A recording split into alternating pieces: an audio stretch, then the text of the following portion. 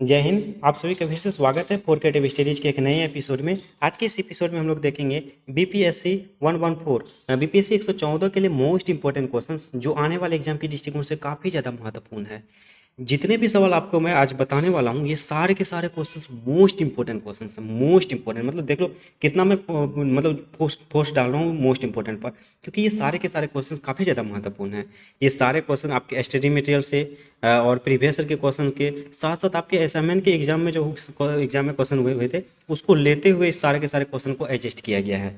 तो ये सारे के सारे सवाल जो है ना आप उनको जरूर अच्छे से देखिएगा और इन्हीं में से सारे के सारे क्वेश्चन में से मतलब आपको जितने भी क्वेश्चन पूछे जाएंगे इन्हीं में से देखने को मिलेगा, है ना। क्योंकि ये सारे के सारे क्वेश्चन काफ़ी ज़्यादा महत्वपूर्ण है। चलिए देखते हैं ऐसे कौन कौन से क्वेश्चन हैं जो काफ़ी ज़्यादा महत्वपूर्ण है। जैसे इस सब्जेक्ट का नेम है भारतीय राजनीतिक चिंतन सेकंड, ये सेकंड पार्ट है, ठीक है। तो इसको हम लोग देखते हैं एक एक करके। ये आप चाहो तो स्क्रीनशॉट ले सकते हो या तो वीडियो मतलब वीडियो को रोक के आप लिख सकते हो, जैसे भी आपको सुविधा हो आप करो, लेकिन करना तो जरूर। और इसके अलावा आपके लिए आपकी सुविधा के लिए मैं ये जो है पेज आपको टेलीग्राम चैनल पे पोस्ट कर दूंगा, आप वहां से भी कलेक्ट कर सकते हो, ठीक है। तो डिस्क्रिप्शन बॉक्स में आपका टेलीग्राम चैनल का लिंक मिल जाएगा। चलिए देखते हैं कौन कौन से सवाल हैं ऐसे। सबसे पहला सवाल, कहा जाता है आधुनिक भारत राजनीतिक चिंतन की उत्पत्ति पर संक्षिप्त टिप्पणी लिखें। ये क्वेश्चन किस तरह से इंपॉर्टेंट है, देखिए इंपॉर्टेंट मैं बताता हूँ कौन कौन से क्वेश्चन इंपॉर्टेंट कैसे मेरे नजर से होता है और वो साबित भी होता है। सबसे पहली बात तो आपको मैं हर सब्जेक्ट में बताता हूँ कि आपके सब्जेक्ट जो भी नेम होगा ना उससे 100% एक या दो क्वेश्चन पूछे जाएंगे।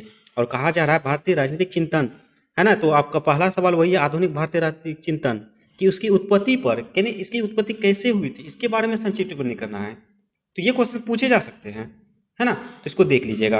ओके, उसके सेकंड क्वेश्चन कहा जाता है क्वेश्चन नंबर 2 में कि आधुनिक भारतीय राजनीतिक चिंतन की मुख्य विशेषताएं बताइए। देखिए आधुनिक राजनीतिक जैसे मैंने बताया सब्जेक्ट के ये दोनों में से कोई कोई क्वेश्चन जरूर मिलेगा आपको।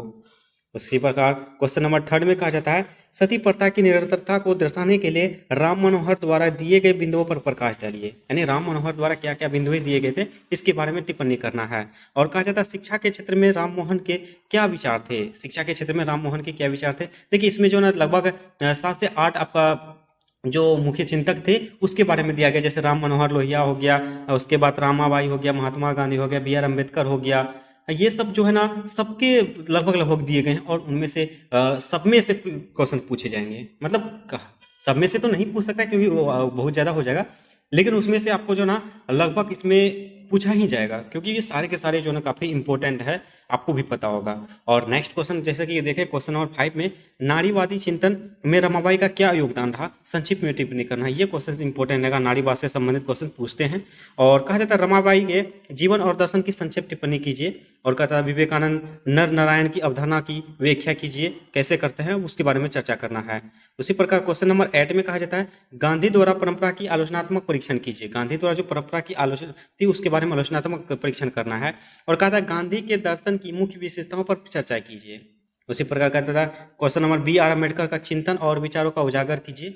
देखिए अगर आप में से कुछ स्टूडेंट का जरूर होगा बी ए बी जी, ध्यान से सुनिएगा, बी ए बी जी 171 ये 71 है। तो ये जो है ना ये सब्जेक्ट में सिर्फ बी आर अम्बेडकर के पूरे जीवनी के बारे में दिया गया। ये एक सब्जेक्ट है आपके सब्जेक्ट इग्नू के ही, इसमें बुक है और सारे के सारे सिर्फ बी आर अम्बेडकर के बारे में दिया गया है। आप अगर वो सब्जेक्ट है तो आपको ये क्वेश्चन तो इजी लगा होगा, अगर नहीं भी है तो कोई दिक्कत नहीं है, आप उसको भी पढ़ सकते हैं। देखिए अगर और कोई भी स्टूडेंट जो है ना अगर सिविल सर्विसेज की प्रिपरेशन करते हैं अगर ये सब्जेक्ट है तो मैं यही कहूँगा कि ये सब्जेक्ट आप अच्छे से पढ़ लेना। ये सब्जेक्ट बहुत ही आपको सहायता मिलेगी आपको आंसर राइटिंग में। मैंने पढ़ा और मुझे इसका महत्व पता चला, है ना, तो आप सभी जरूर पढ़िएगा सॉरी। उसी प्रकार क्वेश्चन नंबर 11 कहा जाता है संवैधानिक लोकतंत्र पर अम्बेडकर के क्या विचार थे। उसी प्रकार क्वेश्चन नंबर 12 में कहा जाता है राष्ट्रवाद की अवधारणा में टैगोर के विचारों की चर्चा कीजिए। और टैगोर की विश्व बंधुत्ववाद की में मुख्य विशेषताओं सिद्धांत क्या है इसके बारे में चर्चा करना है। और राज्य निर्माण से आप क्या समझते हैं। देखिए आपको हो सकता है कि राज्य निर्माण पूछ दे या राष्ट्र निर्माण पूछ दे, पूछे जा सकते हैं, दोनों देख लीजिएगा आप, ठीक है। चलिए नेक्स्ट क्वेश्चन देखते हैं। नेक्स्ट क्वेश्चन कहा जाता है जवाहरलाल नेहरू के धर्मनिरपेक्षता के विचार का वर्णन कीजिए। जवाहरलाल नेहरू के जो धर्मनिरपेक्षता थे इसके विचारों को संक्षिप्त में चर्चा करना है। और राम मनोहर लोहिया ने कांग्रेस का विरोध क्यों किया। देखिए आपका कांग्रेस जो है ये इंपॉर्टेंट बन जाता है, अगर आपका सिलेबस में दिया रहता है तो क्वेश्चन बनते हैं, तो इसको देख लीजिएगा। और गैर कांग्रेसी रणनीति क्यों अपनाई। लोहिया द्वारा समर्थित समाजवादी लोकतंत्र के विचार की चर्चा कीजिए।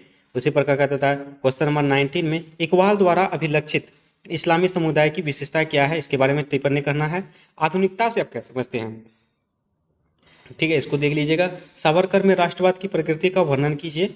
और नेक्स्ट का था हिंदुत्व पर सावरकर के विचारों का समालोचनात्मक मूल्यांकन कीजिए, है ना। ये सब के सब क्वेश्चन इंपॉर्टेंट है।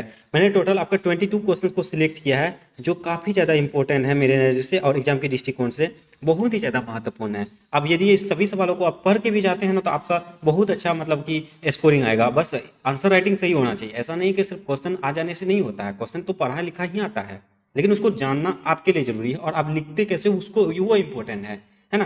तो आप अच्छे से लिखिए और अच्छे से कीजिए और इन सभी सवालों को अच्छे से पढ़ लीजिए, ठीक है। चलिए, बेस्ट ऑफ लक एवरीवन। और एक निवेदन भी है, जो भी चैनल में पहली बार आए हैं और चैनल को सब्सक्राइब नहीं किया तो प्लीज़ चैनल को सब्सक्राइब जरूर कर लीजिए। और टेलीग्राम चैनल भी इसी नेम से है, तो आप वहाँ भी ज्वाइन करके हमारे साथ जुड़ सकते हैं, ठीक है। तो चलिए, जो भी डाउट अगर कुछ भी रहे तो कमेंट बॉक्स में कमेंट कीजिए और अपने दोस्तों को भी ज़्यादा से ज़्यादा शेयर कीजिए। चलिए, मिलते हैं नेक्स्ट सेशन में, तब तक के लिए थैंक यू, जय हिंद।